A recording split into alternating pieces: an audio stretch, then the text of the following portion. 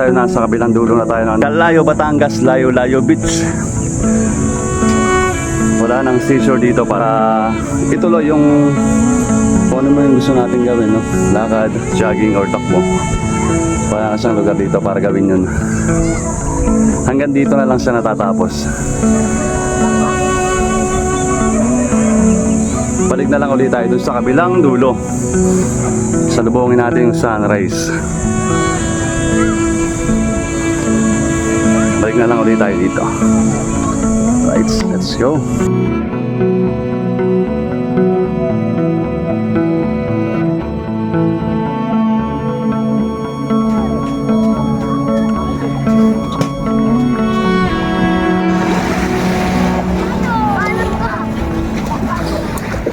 Dito lang tayo mag-stay, tumakbo sa gilid, seashore lang para medyo firm yung buhangin, medyo matigas-tigas siya. Unlike dito sa taas, tuyo na, medyo tuyo na, kaya tumulog yung paa natin. Stay lang tayo dito sa sa truck natin sa gilid ng dagat kasi mas firm yung dito, mas firm yung buhangin, hindi tayo lumulubog. Tol, good morning. Good morning, Idol. Good morning, par. Anong name mo, Tol? Jares Jordan na. Jares Jordan, isa doon sa mga nagpaparkilaw, nagpaparent ng mga kayak boat. Ang tawag ba dyan, Tol? Opo, kayak po. Kayak boat. Kung sakaling magre-rent yung isang tao, magkano siya, how much siya, tapos gaano siya katagal pwedeng gamitin? Sir, ang capacity po niya, sir, ay 2 tao po. 300 na po, sir, isang oras po. Okay. Okay. O, yun. Basta na rin natin kay Sir Jordan, no? 300, tapos 1 hour na siya pwedeng gamitin. Ang capacity ng kayak boat is hanggang 2 tao. Hanggang saan siya pwedeng marating gamitin yung kayak? Sir, yun, sir, sa may, ano po yan? May mga tali po yan na may pagpagulutang. Ayun. Doon lang po, sir, para po hindi masyado malakas po ang hangin. Ayun, tama naman si Sir Jordan, no? Para po safety na rin. Tama. Kapag magre-rent o arkila nung kayak boat, siyempre may mga lugar kung hanggang saan lang siya pwede maglayag. Tama, o magsagwan. Hanggang dito lang sa hanggang doon lang yon yung pinipinpoint ng daliri ko. Kung saan merong boya, mga boyang maliliit, hanggang doon lang sa pwedeng gamitin yung kayak at magsagwan. Dito, sa paligid lang nito. Siyempre hindi naman lalayo na yung tao, no? Para magkayak. Kung lalayo sila, ang gagamitin is mga bangkang malalaki. Island hopping na, no? Okay. Ang bilang isla naman yan. Ayun. Sayos. May ibang activities para lumayo dito sa dagat. And which yung gamit is yung bangka na pang island hopping. Banana boat yun, banana boat. Mga bangka. Ayun. Okay, sige, Tol. Thank you, Salamat. Sir, Salamat. Ayun, basta narinig natin kay Sir Jordan. 300 per hour yung arkila dito sa kayak boat, and then capacity niya is 2 tao. Kung hanggang saan sa pwedeng gamitin, siyempre kung hanggang saan lang pwede nilang makita yung kayak boat, yung magpa-arkila. Hindi naman kayo dapat lumayo para may ibang gamit na bangka or sasakyan para mas lumayo pa, which is gamit yung yung bangka, no, Tol, no, pang island hopping. Yung mga kayak boat dito lang sa gilid, para safety na rin. Sige, Tol, salamat. Thank you. Okay, let's go.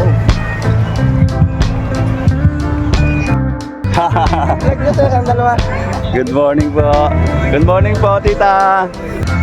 Good morning po, tita. Ano pong name nila? Gregoria Villasete po. Gregoria Villasete. Tapos si Sir po, Tay. Ano pong pangalan niyo, Tay? Reynaldo po Villasete. Reynaldo Villasete. Kapag summer po, ano po yung mga madalas nangyayari dito sa sa Layo-Layo Beach? Nagtanong ka pa, alam mo na rin naman yung sagot. Eh di marami nagsiswimming. Kalayo Beach. Kalayo Beach pala. Kalayo, Batangas, Layo-Layo Beach. Sama po ba? Kalayo po. Kalayo. Kalayo Beach. Ano po yung mga madalas na nangyayari dito, tita, kapag summer na? Ayun po, nasasayahan po kami gawa ng dagdag income po sa amin. Opo.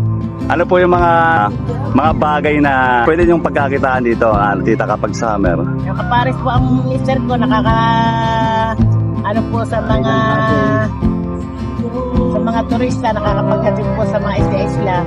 Okay po. Meron po kayong parang bangka po ba? Pang island hopping?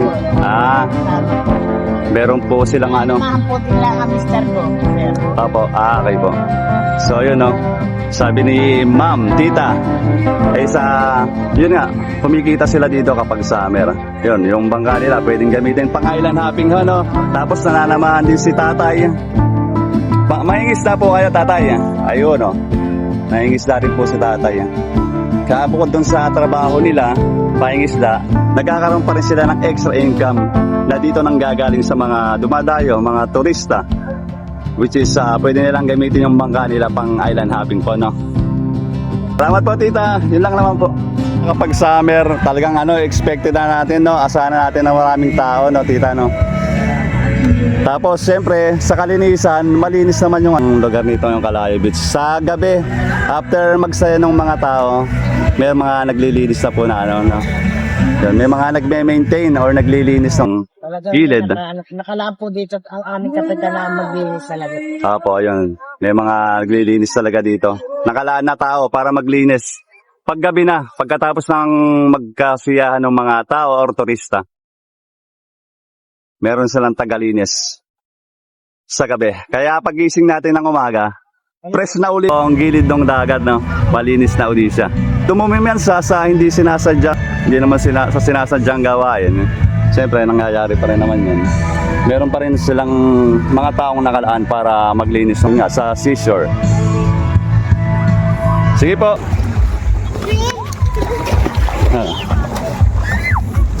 Accessories, souvenir.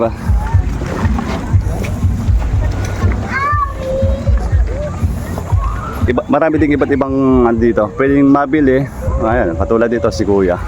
Mga souvenir saka gamit sa ng mga bata para habang naglalaro sila sa gilid ng dagat. Ito silang pwedeng Good morning. Ano pong pangalan nila? Si Raymart, sir. Kuya Raymark, ayan, isa sa mga nagtitinda dito, no, ng mga, tawag dyan, kuya, mga souvenir po ba yan? Souvenir. Ayan, si Kuya Raymark na, ano na kayo katagal nagtitinda dito sa kuya, na souvenir dito sa gilid ng seashore? Magtatatlong taon na. Ayun, mga magtatatlong taon na raw siya dito sa Kalayo Beach, Batangas, nagtitinda ng mga souvenir, saka mga laruan na gamitin ng bata, yan. Dito kay Raymark, okay naman yung kita. Okay lang po, nakakaraos naman po. Ayun, ayos, no? Siyempre, lalo pag ganitong summer, magandang samantalin tong ganitong pagkakataon. Kuya, no? Maraming tao, marami. Ayun, maraming ang tao. Tapos marami siyang pwedeng Once in a year lang po summer, kaya kailangan maganda talaga. Yun, tama. Isa sa magandang... Isa lang sa isang taon. Kaya kailangan maganda ka ng maraming paninda para gumanda yung kita. Tama. Nasa sipag pa rin ni Kuya Raymark yan kung gusto niyang kumita talaga ng mas malaki pa doon sa normal na kinikita niya, no? Pag hindi summer. Sige, Kuya. Salamat, Raymark. Ayun, no? Baka mamaya pa magkakabentahan. Ano pa, maaga pa. Oo. Sigurado yan. Kikita ka niyan, tol. Sa dami ng tao na yan. Ayos, tol. Thank you.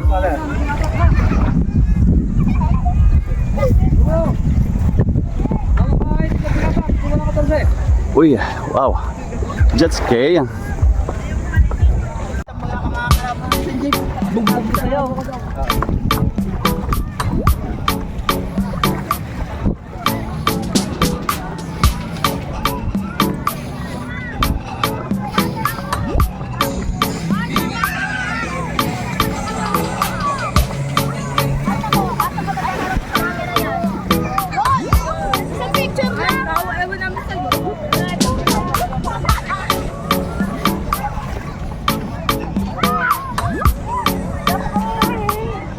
Excuse me.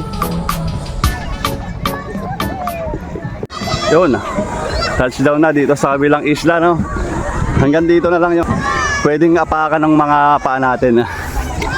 Balik na lang ulit tayo. Tapos subukan natin tumakbo doon sa labas. Kasi medyo uneven yung dito, yung buwangin or lupa. Hindi tayo makatakbo ng gustong gustong takbo natin. Siyempre, iwas ang injury, iwas aksidente, medyo hindi stable yung buhangin, iwas injury. Pero at least kahit paano, siyempre, no, nakatakbo tayo sa beach. Medyo naiba-iba tayo, nakatakbo tayo ng beach. Hindi katulad dun sa ibang lugar na medyo mausok. Dito fresh, no? Habang tumatakbo tayo or jogging or lakad kapag medyo pangit yung buhangin nagawa natin. Tapos sariwa pa yung hangin, siyempre, no? Yung ini-inhale natin na hangin sariwa, fresh. Siya ng filtered siya ng mga gubat sa mga puno. Okay, mag-exercise dito. Yung nalalanghap nating hangin is sariwa. Ayun, ayos. Venture lang tayo konti.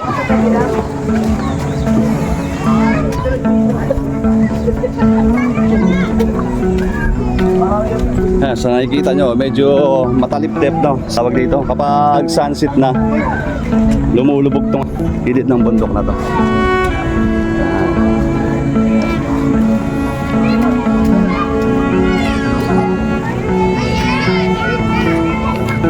Tapos sa umaga, lulutang uli siya kasi mababa yung tubig dagat.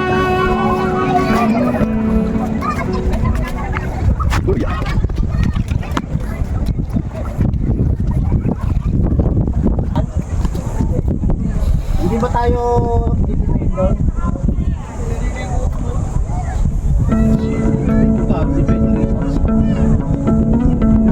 Malayo naman ang bato natin eh.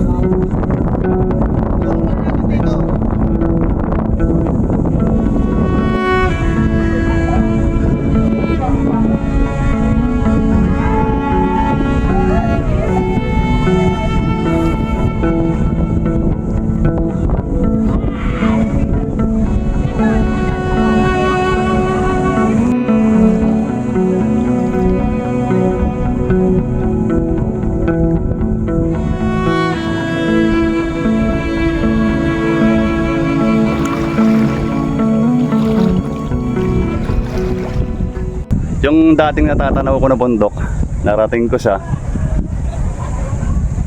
Medyo inikot ko lang, explore ko lang ng konti. Pwede palang swimming sa gilid. Pero siguro magagawa lang to kapag umaga. Talaga namang magagawa lang to sa umaga kasi nga maliwanag sa umaga. Saka lumulutang yung mga bato sa gilid ng bundok kapag morning, kapag umaga. Pag dadayo kayo ng mga pamilya, pasalan yung gilid ng bundok na to dito sa Calayo, which Calayo, Batangas. Pwede kayo mag-explore dito kapag umaga. Lalo itong gilid ng bundok, yung mga bato sa gilid ng bundok. Pwede kayong umikot dito. Yun nga lang, konting ingat na lang kasi matalip-tip tapos medyo madulas yung bato. Siyempre, babad to, no? Magdamag babad yung bato na to sa tubig. Kaya madulas. Tapos, dahil nga lagi siyang nabababad, tinutubuan ng mga talip-tip. Kaya doble ingat. Dahil kapag nadulas, sigurado, sugat. Matalim to. Lalo kapag babad yung balat natin, malambot. Prone sa mga magasgasan lang ng konti, sugat. Lalo dito sa talip-tip na to. Kaya doble ingat na lang. Mag-enjoy tayo ng safety pa rin. Safety pa rin yung ginagawa natin.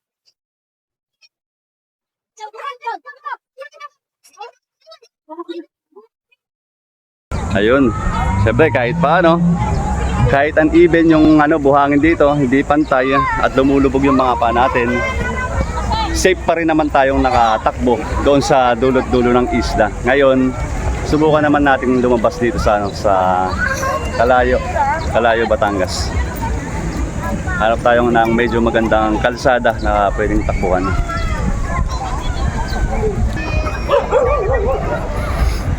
Nako, may kalaban pa rin dito. Hanggang dito. Takot ata sa camera. Mababaw lang kagat ha. Mababaw lang. Diba? Yan yung sinasabi natin. Pag may mga aso, talaga. Mapait talaga. May mga aso ayaw nila ng may tao sa paligid nila.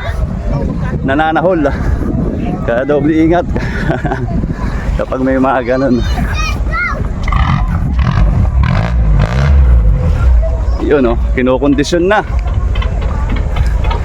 Kinukondisyon na ang makina. Ito medyo malaki-laki. Maraming laman.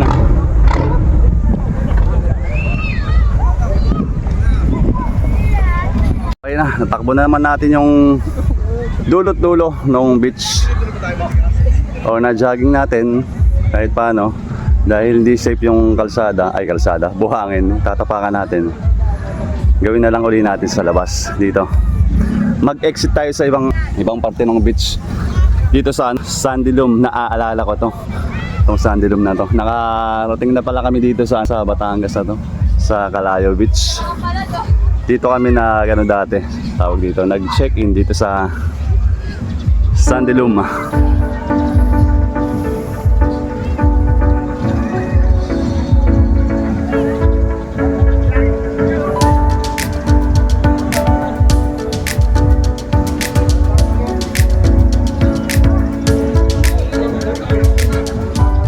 Okay, dito tayo mag-exit sa Sandilum. Exit, doon natin tuloy yung jogging natin or lakad or takbo. Depende sa magiging dadaanan nating kalsada. Dito tayo mag-exit tapos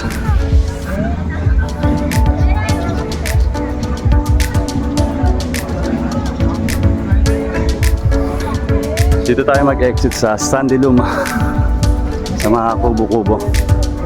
Tapos try natin doon umenter or pumasok ulit sa lugar kung saan tayo nag-check-in. Doon sa Layo-Layo Beach and Hotel. Beach Resort and Hotel. Oo, tama. Naalala ko nga itong Sandilum na to. Dito kami nag-check-in nung unang beses ako nakapunta rito. Sa Calayo, Batangas.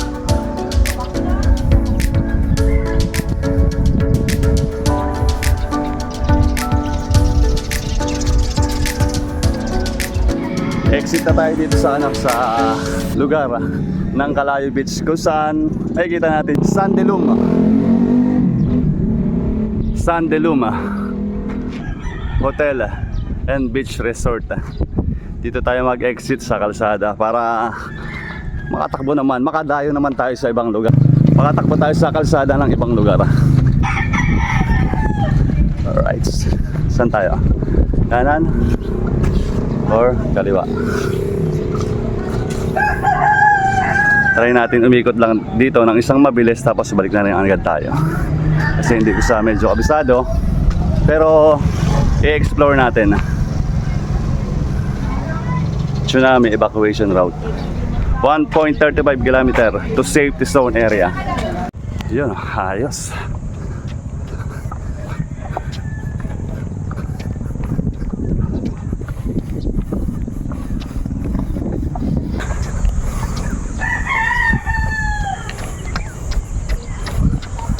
Yun pag-jogging din dito sa ibang lugar.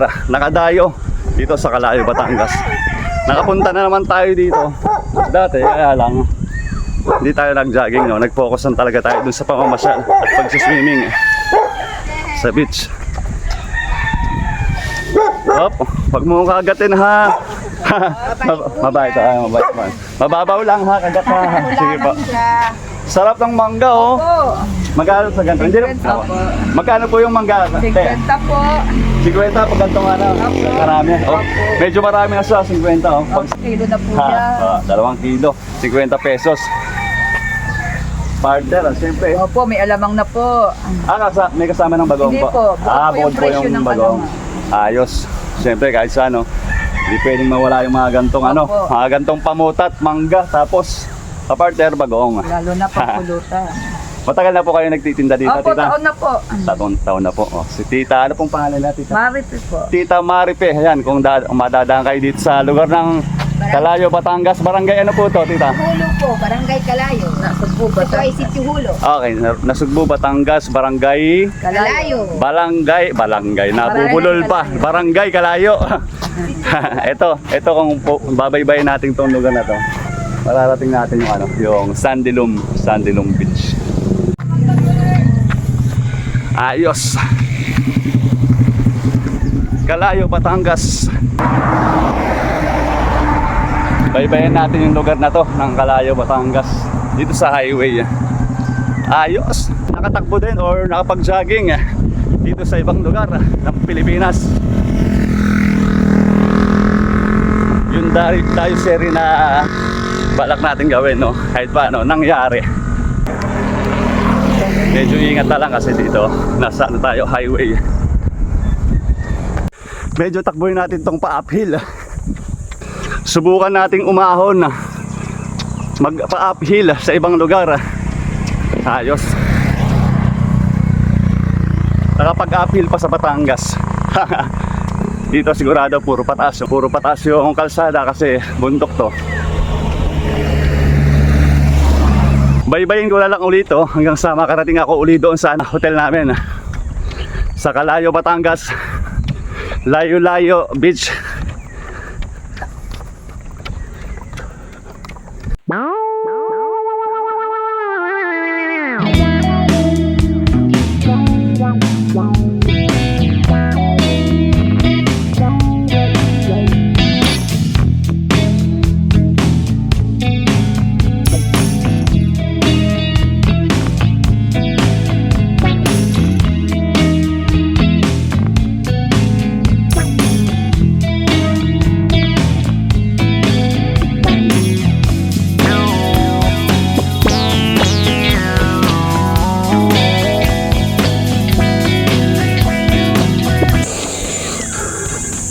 Ang daming kuliglig.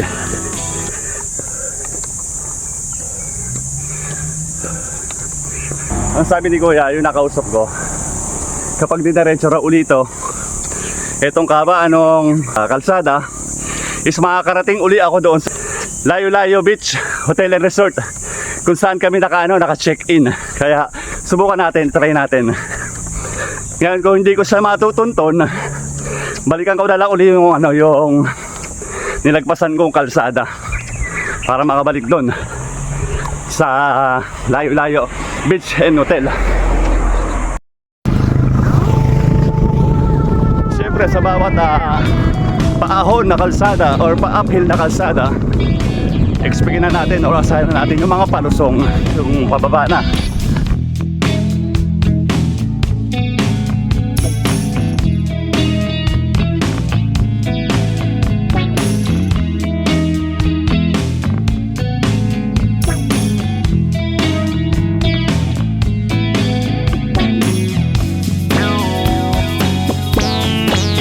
Downhill sign. Tapos Barracuda Beach Resort. Sandali mo kung malayo na ako Pero sa barangay ano pa rin ako, Barangay Kalayo na Subo, Batangas.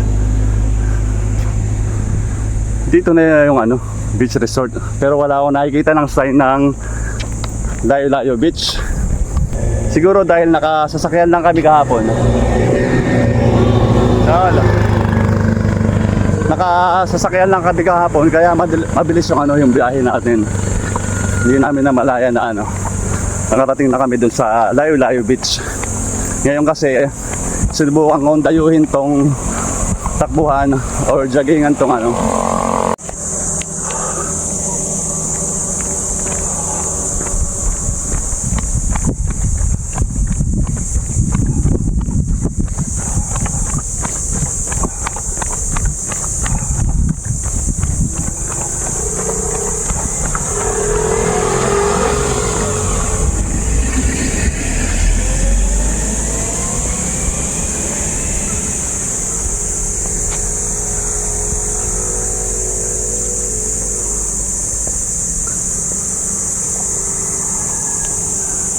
Welcome to Barangay Kalayo, Cluster 3. Hindi ko alam kung binaybay ko yung lugar nito is makakarating uli ako dun sa Kalayo. Barangay Kalayo. Antol, kapag binaybay ko tong Barangay Kalayo na to, pagtawid ng konti doon sa court, mararating ko na uli yung Dire-diretso lang bago pa-apply kayo. Makikita nyo na yun. Yung Layo-Layo Hotel. Makikita ko na yun. Pila-pila, may Pamana, may Sambar, may Layo. Sige, sige. Okay, thank you Tola. Salamat. Thank you Paul. Ingat, ingat. Kausap natin si Kuya. Kala ko medyo nalayo na ako. Dito sa Barangay Kalayo, Cluster 3. Kapag binaybay ko tong lugar na to, makakarating na uli ako dun sa layo-layo Hotel and Beach Resort. Pero parang iba kasi yung dinaanan namin kahapon. O iba talaga. Baka hindi ko lang namalayan. Kasi nakasaksakan kami. Tapos yung paligid is halos pare-parehas. Mapuno.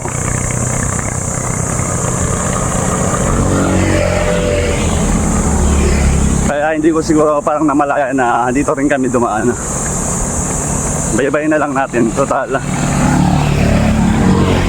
Nagja-jogging na rin naman tayo. Patakbo na rin naman tayo. Baybayin na natin tong lugar na to. Okay na, naalala ko na tong lugar na to. Ayos naman. Hindi tayo naliligaw. Naalala ko tong lugar na to. Ito. Dito kami nag-entrance.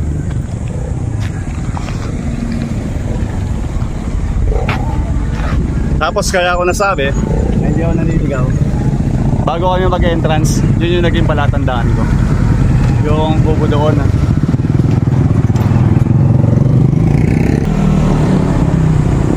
Pasok na ulit tayo.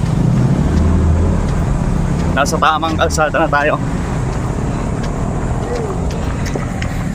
Nakatakbo din sa ibang lugar, nakalanghap ng sariwang hangin.